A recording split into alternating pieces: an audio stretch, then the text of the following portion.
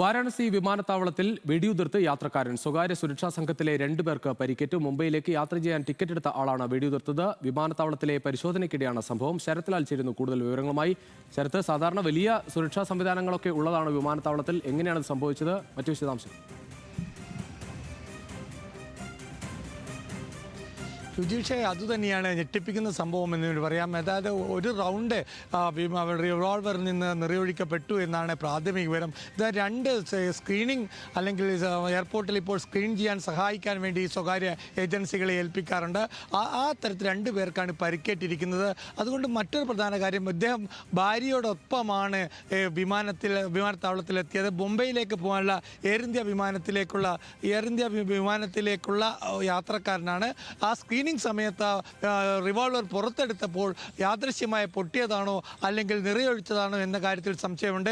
CCTV ദൃശ്യങ്ങളൊക്കെ police പരിശോധിക്കുകയാണ്. 9:36 ഈ സംഭവം എന്നാണ് CSF ഹെഡ്ക്വാർട്ടേഴ്സ് വ്യക്തമാക്കുന്നത്. ഏതായാലും ഈ നിരവധി അന്വേഷണ സംഘങ്ങൾ വാരണാസി എയർപോർട്ടിലേക്ക് തിരിച്ചിട്ടുണ്ട്. കാരണം വാരണാസി എയർപോർട്ട് പ്രധാനമന്ത്രി ഇടയ്ക്കിടയ്ക്ക് തൻ്റെ മണ്ഡലത്തിൽ പോകുന്ന എയർപോർട്ടാണ്. അതുകൊണ്ട് തന്നെ കനത്ത സുരക്ഷാ വീഴ്ചയായിട്ടാണ് ഇതിനെ കണക്കാക്കുന്നത്. എയർ ഇന്ത്യയുടെ മുംബൈയിലേക്കുള്ള വിമാനത്തിൽ ഭാര്യയോടൊപ്പം പോകാനെത്തിയാണ് ഈ യാത്രക്കാരൻ. വളരെ പ്രധാനപ്പെട്ട കാര്യം, എങ്ങനെയാണ് സ്ക്രീനിങ് ബാഗിലേക്ക് നിറത്തോക്ക് ഉള്ളത് എന്നുള്ളതാണ്. സാധാരണ തോക്കിന് ലൈസൻസ് ഉണ്ടെങ്കിൽ തോക്ക് വേറൊരു ബോക്സിലാക്കി അല്ലെങ്കിൽ അതിൻ്റെ ബുള്ളറ്റുകൾ വേറൊരു തരത്തിൽ ബുള്ളറ്റ് മാറ്റി ഒക്കെയാണ് ഈ ലൈസൻസുള്ള വ്യക്തികൾക്ക് വിമാനത്തിൽ തോക്ക് കൊണ്ടുപോകാൻ പോകുള്ളൂ.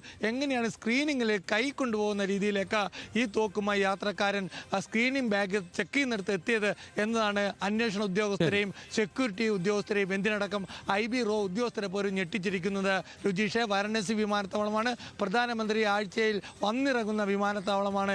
ഇന്നതും കൂടി അതിന്റെ ഗൗരവം വർദ്ധിപ്പിക്കുന്നത്. കാരണം വളരെയധികം സെക്യൂരിറ്റി സംവിധാനങ്ങളൊക്കെ ഉള്ള ഒരു വിമാനത്താവളത്തിലാണ് ഇത്തരത്തിൽ വെടിയുതിർക്കുന്ന ഒരു സാഹചര്യം ഉണ്ടായത്. മറ്റു